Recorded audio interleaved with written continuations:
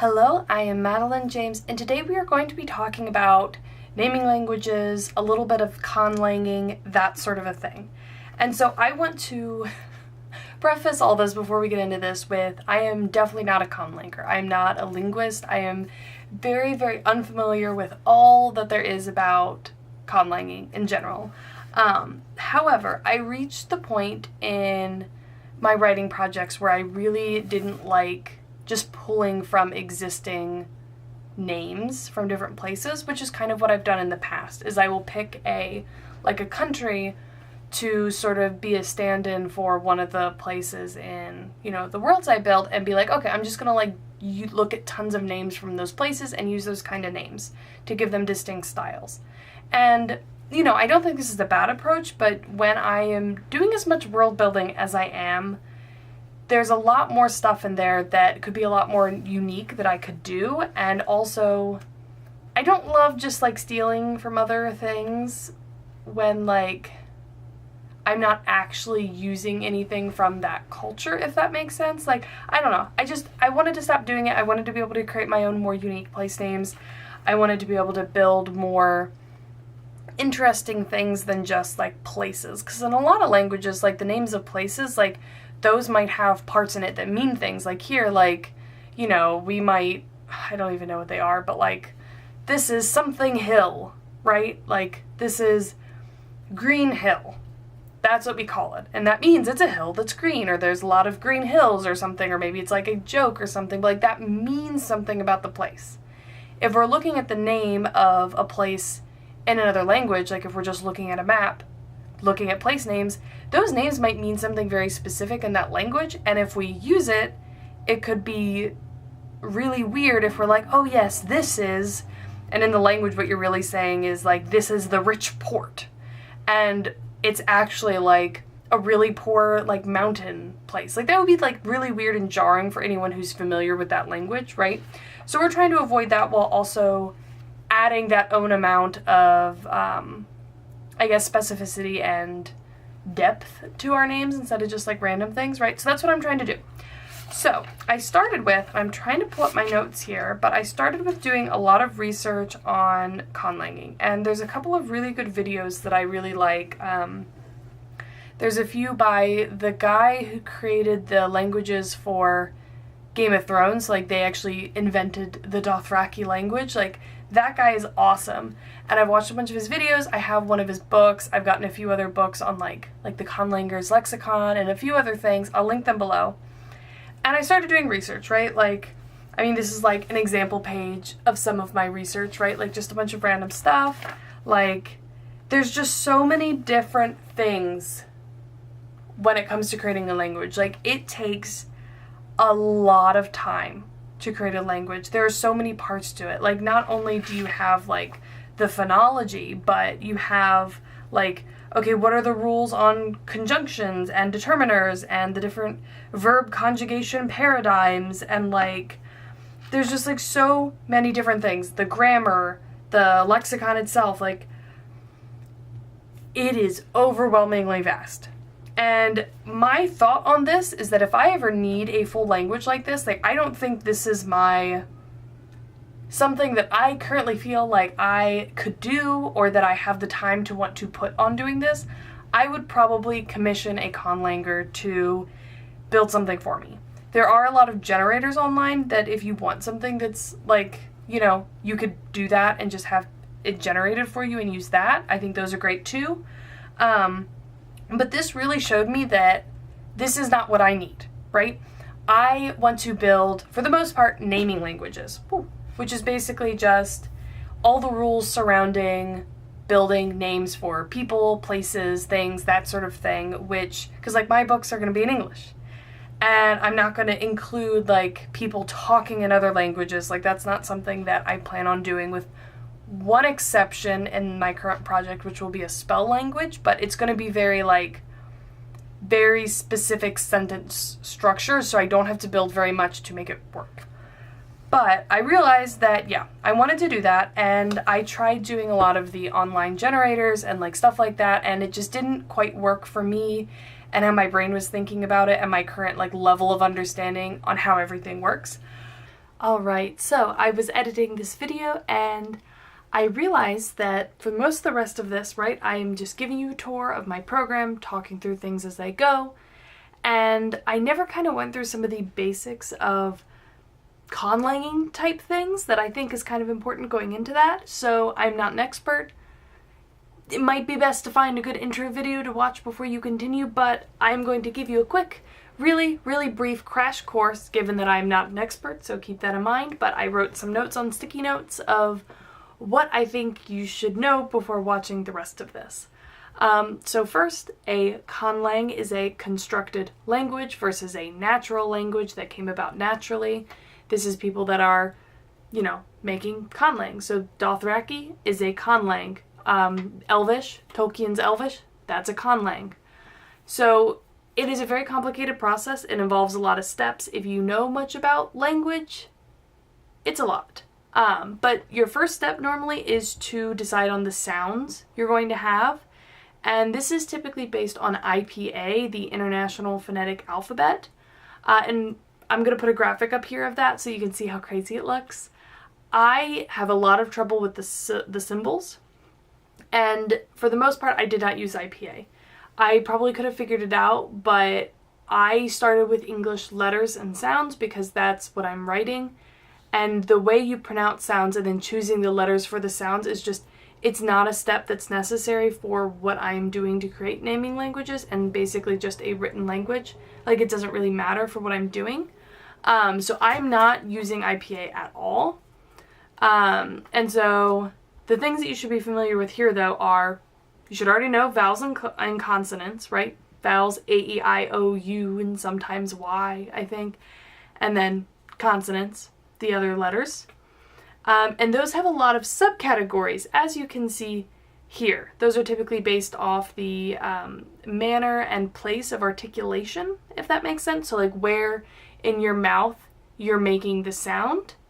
And, well, I guess where in your mouth you're disrupting the airflow might be the better way to put it, and then how you're disrupting the airflow to make the sound. Which you can find videos where they'll kind of like explain it, and that's a better way to do it. It's not super duper relevant for watching the rest of this video. But I use a simpler set of categories than this because I don't need all these details for the rules I'm doing. So I will show what that is when I get there, but I'm using like stops, plosives, articulates, approximates, fricatives, I think, are the ones I'm using. But yeah, so you decide on the sounds you're going to have for your language. For me, that was just the letters, essentially. And then the next step is normally going through words and sounds, or words and roots. And so to kind of break that down, we all already know what a syllable is, right? That is, you have a vowel sound in the middle that has either optionally with or without a starting and or ending consonant cluster or sound. Words have some number of syllables. Sometimes they have one syllable, sometimes they have multiple syllables. And a syllable is made up of an optional onset, which is a leading consonant cluster, and the rhyme. And the rhyme is further broken into the nucleus, or the vowel cluster, so the nucleus is just the vowel part, and the optional coda, or the trailing consonant cluster. So onset, nucleus, coda. You could have a syllable with just a nucleus. You could have a syllable with a onset nucleus. You could have a nucleus coda. You could have all three, onset, nucleus, and coda. And different languages will have different rules for what sounds can be in each part, how many, letters can be in each part, how long each of those clusters will be, how many syllables you'll have in a word, etc. There'll be a lot of patterns. Normally they mark them with like CVC to show you can have consonant, vowel, consonant. You could have CC, VCC, CCC, VC, CV, just V, VC. There'll be full lists of those for different languages. So that's important to keep in mind. And then another thing that we'll talk about is morphemes. And a morpheme is essentially the smallest unit of language that has meaning, if that makes sense. So it could be as simple as, most of them are just single syllables, but it'll be like, that'll cover all of your prefixes, affixes, suffixes, right? So if you have like pre something, or if something ends in ing or ly, like those are all prefixes, affixes, right? And then it also covers root words, so like by for to, right? And it also covers like free words that you can use in combination with other words, like cycle, I think would count as that. I don't think that counts as maybe it's a root word, I don't know. But like all those little parts that you can use to make up words that have meaning, right? And there's a lot of other things to do after that, right? Like there's a lot of grammatical things. There's, actually coming up with the alphabet to go with your sounds, which we're already starting with. There's a lot of stuff past this that I'm not really going to talk about much. I am only going to be talking about names, both for people and places. And these can be very complicated, right? With the ways that you can have them, right? Like names can be constructed a lot of different ways. You can have a personal name and a family name. You can have a personal middle family. You could have a family name and a generational name and a personal name. You can have like all types of different things that, like, the sky's the limit, right? There's so many different examples in real world languages. But as I mentioned before, there are a lot of really helpful resources for this if you want to dive more into this whole thing. Again, we're looking at a very, very focused subset and use case of conlanging right now with just naming languages for novels, basically. But I'm going to list below lots of resources that I think are super helpful. And I got a list of some additional resources from some of the conlangers in my Discord. So I got some resources for them. Thank you, everybody. And I hope between all of that, you can sort of figure out, what's going on. I don't feel qualified to talk much more than that about conlanging other than just showing you what I'm trying to do, because I really, really do not know what I'm doing yet. But yes, so let's get back into it. So I wrote a Java program, and I'm actually a Java software engineer, so I write Java code for a living. That's what I actually do. So I wrote a program, and I want to kind of walk you through it, and I'm not going to explain the Java logic because nobody cares, right?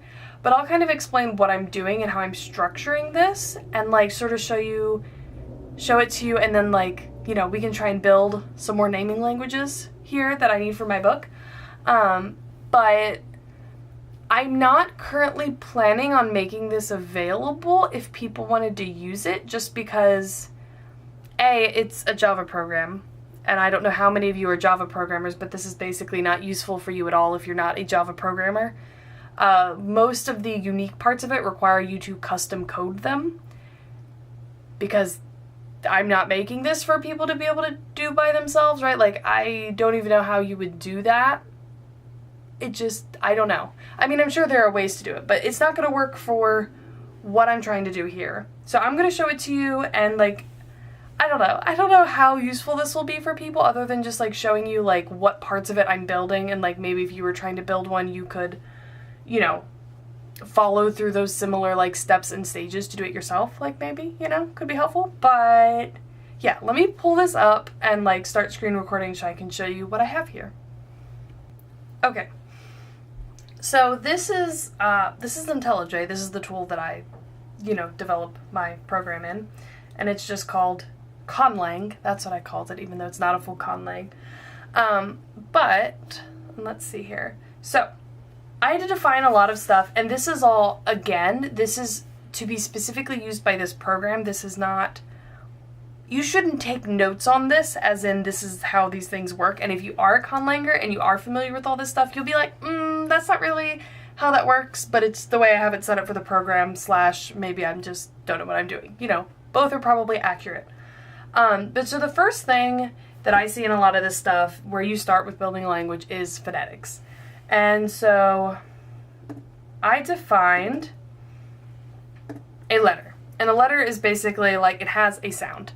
And the conlanging that I'm doing is all phonetic. I'm not using IPA, which is the notations that are used to explain the sounds that are found in a bunch of different languages, because different languages can have the same letter meaning different sounds, or they could have different letters meaning the same sound, or it could mean different things in different cases.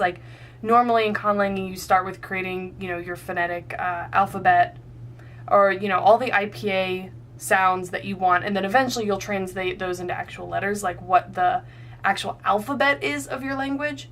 I'm skipping all that because I am writing books in English to be read in people's heads. They don't need to be spoken. So I basically want a average English speaker, English reader to be able to look at one of these words and, you know, whatever they come up with, like I want them to have not a ton of options for how to pronounce them. Like I don't want people to sit there and be like, how do I pronounce this, right? Like I want it to be clear and perhaps a bit weird, but like pronounceable, right?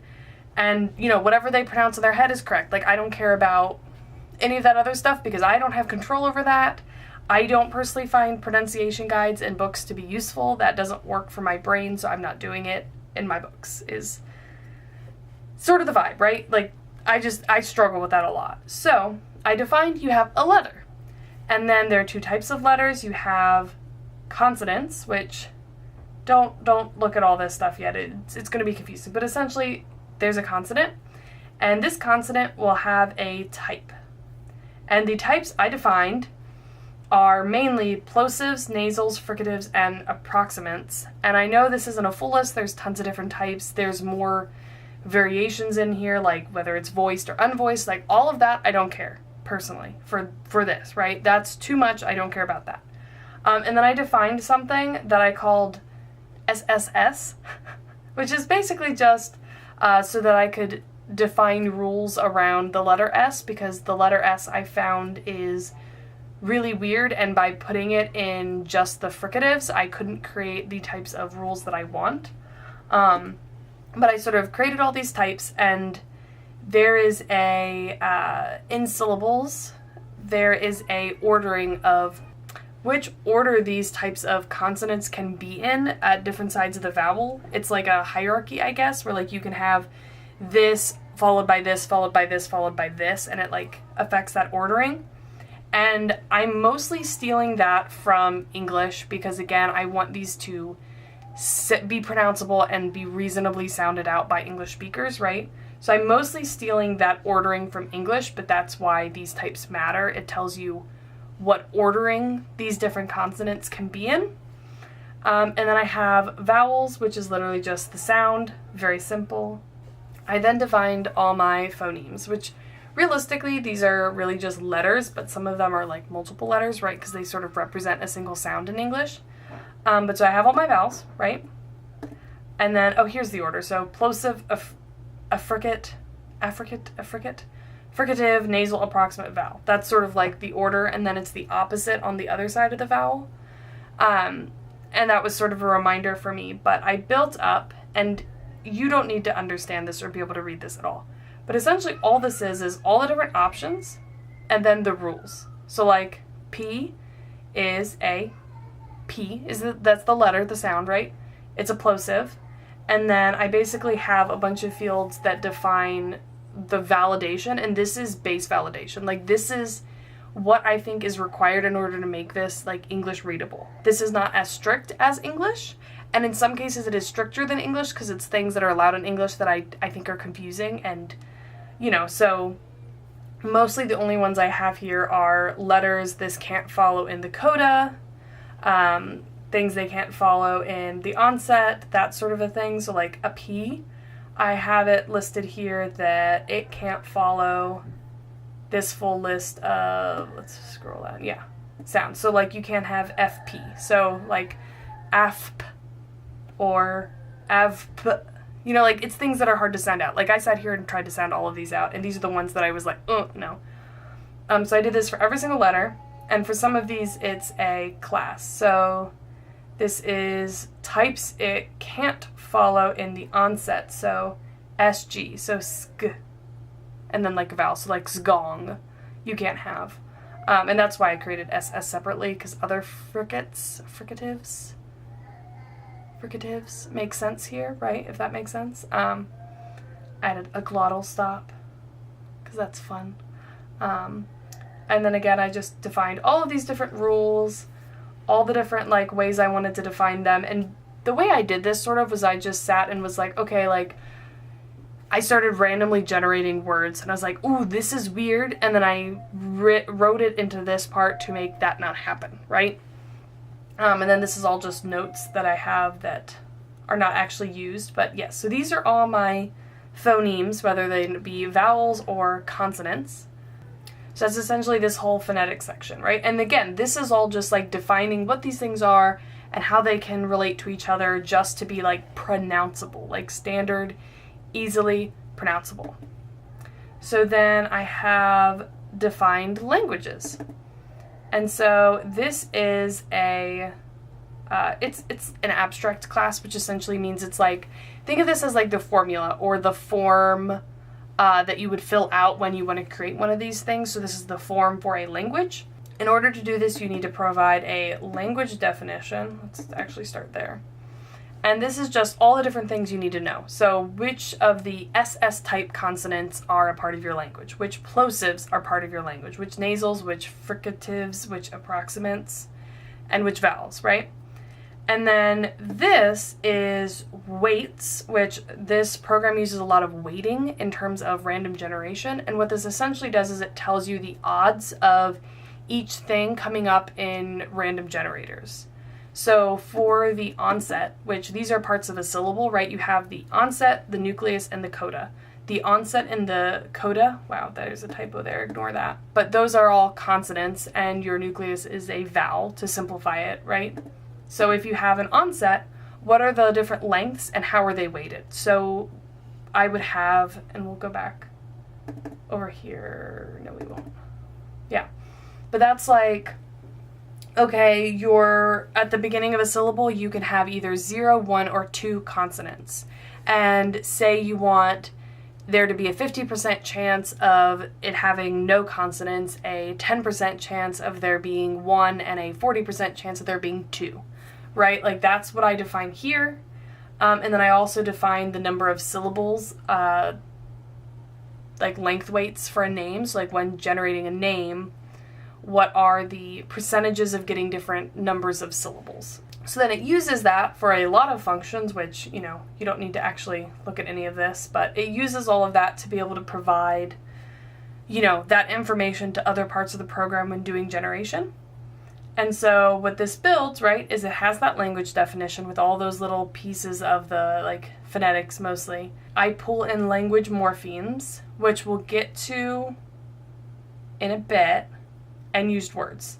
And this whole section is basically just as I use this language generator to build things, I can record them in the program and be like, hey, like, this is a morpheme that I used for this. And it won't generate it again for something in the future, right? It's that sort of a thing. Which a morpheme, let's actually go over here. Right now, I essentially have, these are like prefixes, suffixes, or like other pieces. And a morpheme is essentially the smallest thing of meaning in like a word or in language. So when you think of a lot of words that are like derived from Latin, like if you know Latin, you can kind of understand a lot of English words because you can be like, oh, this part means this, like bi means two, and cycle means wheels. I don't know. So bicycle means 2 wheels. I don't know if that's actually correct, but that's the vibe, right? It's a small word or set of sounds that has meaning, right? And so I use that in a little translator in this program so that if I want to create like place names, like this is something mountain, I can have those stored like morphemes for that to use. So the other thing I have is a language builder. So then I created, as I was building this, like a test language just to test it off of.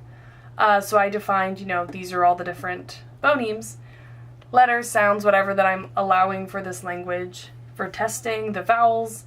And then here you can sort of see my weights. So this is essentially, you know, for a length of 0 onset, it's given a weight of 15, which it's only 15% if these all add up to 100, which I tried to do just so that it made sense in my brain. But, you know, 15 out of the total number of weights that are put into this map. And I just defined that. Very simple. And then I defined a few morphemes. And these are essentially like city, of, death, hill, green, big tree, town. Random things I came up with. And I just gave them random words, right? it's just for testing. And there's a lot of stuff in here. I wrote a lot of validation filters based off things that I think made sense. So like it has a filter for, is this a vowel? Is this a consonant? Does this contain any special double consonants? Which I defined as things that, like, I don't think it makes sense to have these consonants next to each other in a word. So like double H's, double V's, double Y's. I decided I don't want this generator to create that at all. Some regexes for checking other things, like, does it start with double consonants? I don't want it to ever start with a double consonant. Lots of little things like that I defined. I created a word builder, which essentially what this does is it'll build a word, right? And it'll use all the random generators to determine, you know, the pieces, like, is this a starting syllable? Is this the ending syllable? How many syllables are we going to use in this word? And then I built little custom ones, like this one will build a word with the given beginning, so like a prefix. Same thing with a suffix or a postfix, a word with a given ending, etc. Just like lots of little ones like that I have started to use a little bit, right? So I built all of this. This is my cluster builder. Like, there's a lot of code in here, and a lot of this could have probably been built a little bit better, but it works for me. So let me show you how this works and how I'm going to use it. We have our test language. And what we're going to do is, for our test language, we're going to build 50 words. So essentially where I started, again, was I just wanted to, like, randomly generate words. And what this will do is it'll tell me what things could be created, right? And so, you know, a lot of these, like, I look at this and I'm like, Ode Hoyp? That doesn't make any sense, right? Like, and these don't have any sort of, like, consistent vibes to them, right? So what I would do, and I already did this, I started playing around with what I'm calling Jazlesh, which is the language that is going to be used by, like, the side country in my book. So, like, there's only going to be a few characters, maybe a couple mentions of this place. Like, it's very, very minor, but I want it to sound distinct from the other, like, people/places that are actually going to, you know, be more present in this book. So I have this society here, and for the rules, what I essentially did was, because I'm only going to have a couple of instances of this, like there'll be a few names, there'll be a few places, I need it to sound extremely distinct, like more distinct than you would want a normal language, like naming language, to be, because it's going to be a little bit too limited. Things all look too similar. But I want it to have a distinct feel where people that are reading the book would see the name and be like, oh yeah, that's probably, like, you know, a Jazleshi name kind of thing, right? I really limited the different, like, letters that are going to be in here. So, like, I took out Y, I took out H, I took out the vowel U. Like, I just took out a lot of them. And then I also limited the number of consonants I want. Like, I made everything shorter, right? So for the coda, which, wow, I wrote this as code, like, everywhere. I'm only allowing there to be 0 or 1 consonant, where, like, in English you can have, like, 0, 1, 2, 3, or 4, I think. So, like, that's really limited. That's going to give me a lot less, like, options. And so I did this, and then I generated random words. And I've already played around with some other stuff, so this won't be exactly what it would have looked like at the beginning, because I've already added other rules, but essentially I then ran this. I got 50 random words. Like, these are my random words. Like, you can see these are a lot shorter, right? Because I'm not allowing them to be as long. They have a lot of similarities, right? Like, you'll see a lot of similarities in these words, right? And what I did the first time is I went through and I just started, like, I copy pasted ones that I liked. And I'm like, ooh, I like this vibe. And I started copying them down. And then what I did from there is I started adding additional weights to different things that I liked. So I liked a lot of the, like, vowel clusters that were like O, I, A, I, E, I. I really liked that. So I gave those higher weights. And right now in the base program, it only gives a weight of every letter of 2. So that if you wanted to like make something a weight of 1 or a weight of like 0.1 or something like that, like you can make it rarer. But I wanted these vowel clusters to be a lot more common. So I gave them much higher weights. And again, this is a very like not used a lot, right? It has to be extremely distinct. So I gave these really, really high weights, which like you're more likely to get one of these than you are other vowels essentially, which I wouldn't do in a normal language, but for this it was fine. I did the same thing with the onset clusters. So this is the beginning of a syllable, right? So in the onset, it's more common for it to be a T or a JR. So that's like the T in Tivro, the JR in Drizo, right? Those are more common. And then I did the same thing with onset letters. So an onset that has a T, L, or J in it. Codas that have a Z or a V in them.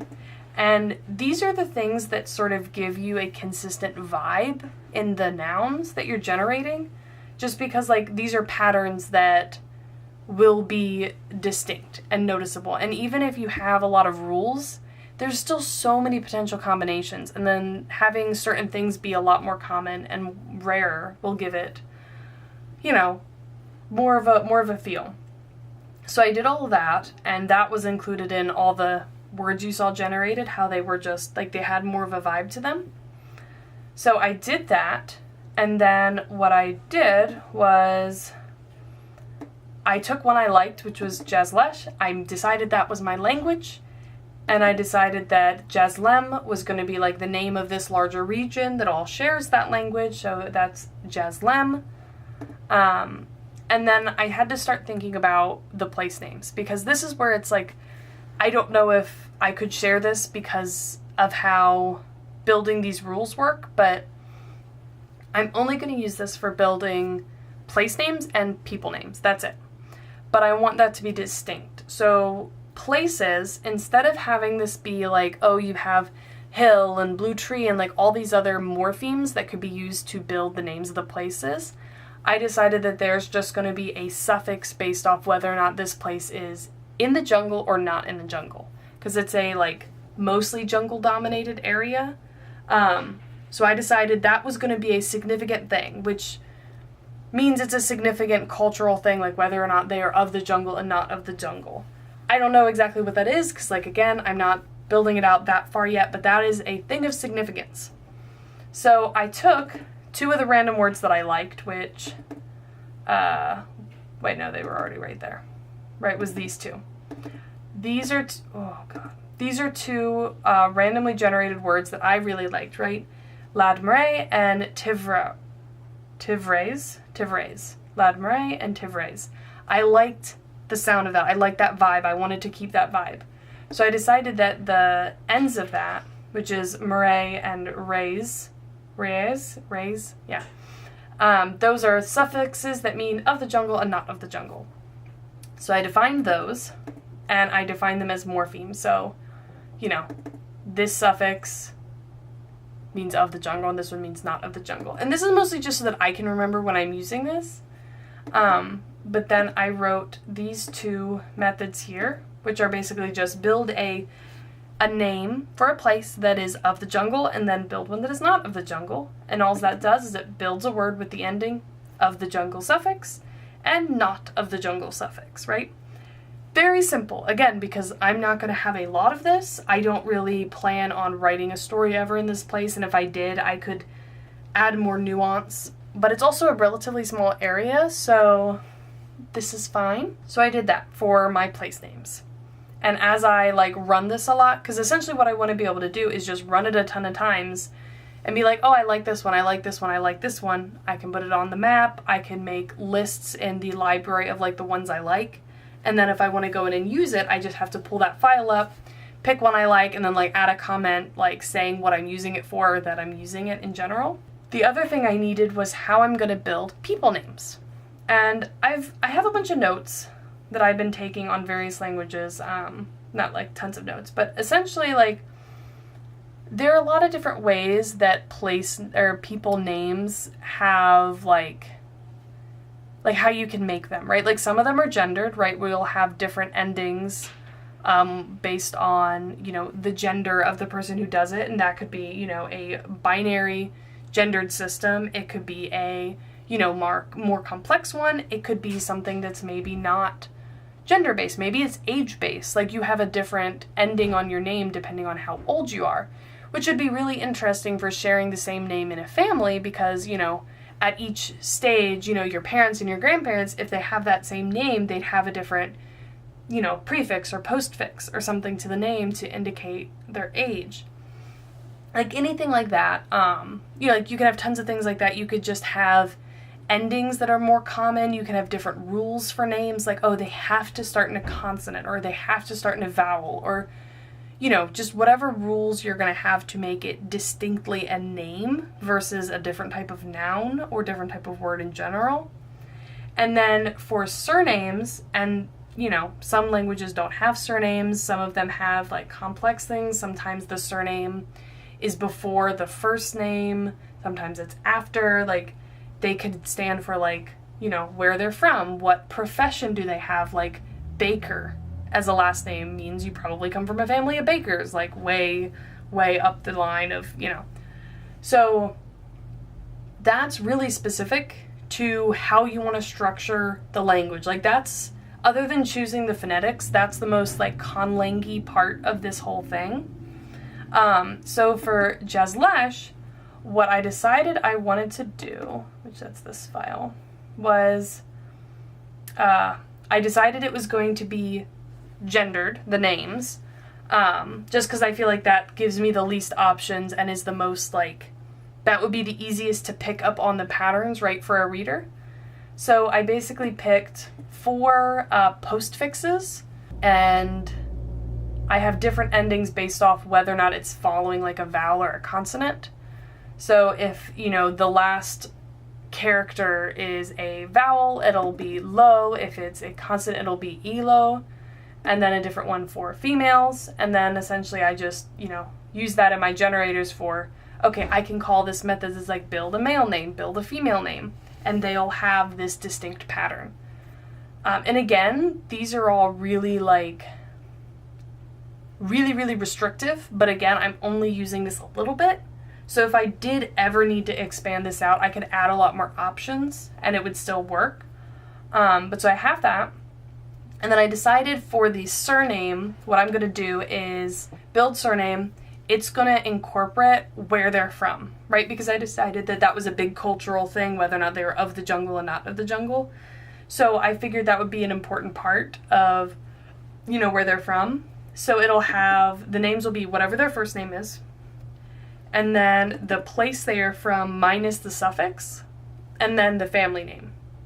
So it doesn't have the like the jungle part in it, like whether or not they're from the jungle or not from the jungle. It just has the place name part, which maybe that means something, right? And I could always deal with that later if I needed to, but it's just not, there's not going to be enough use cases for me to build a pattern for that right now. So essentially all it does is it strips off that suffix from the place name, of the jungle or not of the jungle. Hold on. Okay, I'm back. My daughter she pooped, so I had to clean that up, and then she bit her finger. I don't know. I'm hoping she's quiet for the rest of nap time. Yeah. Anyway, I don't even know what I was talking about, but yeah. So for the surname here, they have that place part that is basically where they're from with the suffix ripped off of it. A space, because I decided there was going to be a space. I don't know. And then the family part of the surname, which I like because you could have the same family living in different places, and this is sort of like you're the part of this family from this place, and you're the part of this family from this place, which I thought it was interesting, right? I like that. And then the building the family part of the surname is pretty simple. It's just a single syllable, and that's it. That's it. That's all it does, right? Single syllable, it's short. And so then what I did was I created a method that would just generate a completely random name. So it'll first do a randomizer to figure out if it's female, because that changes the name, right? It adds that to the details, right? Either female or male, and builds either a female name or a male name.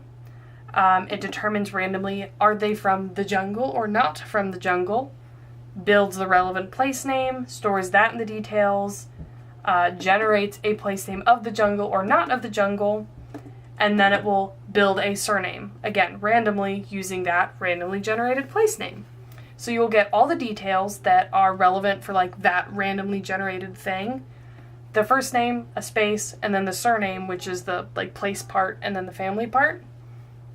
So if I go to, my main method, right, which is what I actually run, comment out the word generator. But I can make this build a completely random name, and by A I mean this will build 50 of them. So then I can run this method, and it builds me 50. So I have a female that is not of the jungle from Oivres. So her name is Frizara Oivjays is the name, right? And, some of these are weird, right? Like, not all of these I would use, and if I was going to use this generator a lot more, I would probably add more, like, validation, like, oh, I don't like this pattern, right? But for the most part, I'm fine just scrolling through this and picking things that I like. Tiv, I think that's a fun, like, last family name. Drazara, that's a cool name.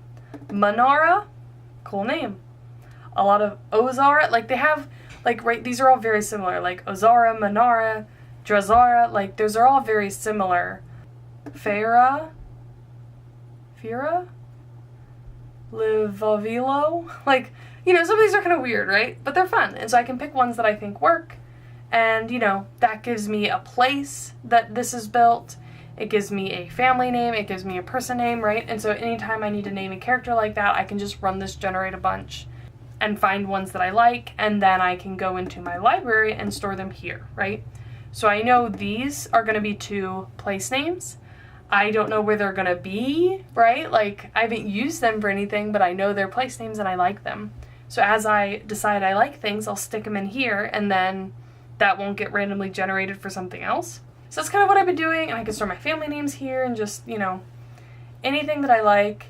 And this is kind of sufficient for a not very like prevalent language, right? Something that's only going to come up for a few naming language things. And so I haven't gone any further into the other 2 societies that I need to build names for, right? So I've kind of thought about a little bit the kind of vibes I want, which I think, let's see. So, and I haven't even named these languages, right? Like, I've done nothing. Like, this is all just copied from my test file. This is just if you do nothing special. So I need to go through and figure out which phonetics I like, play around with that, figure out which common clusters I like, if there's any letters or sounds or vowels or whatever that I want to be more common, if there are any I want to be rare, and then if I want any other validation, like, there's like weird validation, like, oh, if it's a name, you can't have this following this, or it has to be, I don't know, this long, or... there's lots of stuff like that. I can build up my library. I can build up all the builders I'll need for the different types of things I want to build, I guess. Like if I want to build names, if I want to add, like, I feel like for the main society, I want to do, what is it called? I have it in my notes, but it's essentially where you change the name to have different, like, meanings to it. Do we have examples of this written down, what it's called? So adjectives that modify the noun, or like things like that. So if you want to call someone like, like your daughter, you might have a specific ending that you add onto their name to mean like, oh, my daughter, so-and-so, right? And it's not their name, but it's like something you add to the end. And this is something that you see a lot in like Eastern languages and stuff, like something san, in the Greenbone Saga, WoW by Fonda Lee, they have little things that essentially mean that you're a greenbone that you add to the name to basically, it's an honorific to be like, oh, you are a greenbone warrior, whatever. So I like the idea of that, like doing something like that. And I wouldn't want to do that for a language where I was only going to have a few names in it and no one really speaks it, because it would just be too confusing. Like, if someone randomly calls them something else, like, I'd have to explain that in the text. Like, oh yes, oh, what does that mean? Oh, well, it means this when they call them that name, or it would just be confusing. And again, like, I would get no benefit of that in the book. So I want to leave all those, like, weird, like, conditional things to things that are going to be used enough that people would kind of be able to understand it, right? So I'm not entirely sure what I want to do for that, but I need to do some brainstorming, and I'll just, like, make a bunch of notes, and then I'll start defining stuff. But it is close to the end of nap time, so I'm going to have to stop for now, but this was essentially the tour of my program, and a little tour of, like, one of the sample, you know, languages that I put together. And again, like, it's a naming language that I currently have no names from, that I've decided are going to be names that I'm going to use, but it's set up here. So what I'm probably going to do is come back later when I'm ready to build one of the other languages, and we can sort of step through it together. But yeah, this is what I put together so far. And that concludes the first part in this Conlanging naming language adventure. Thank you for watching, and I will see you in the next one.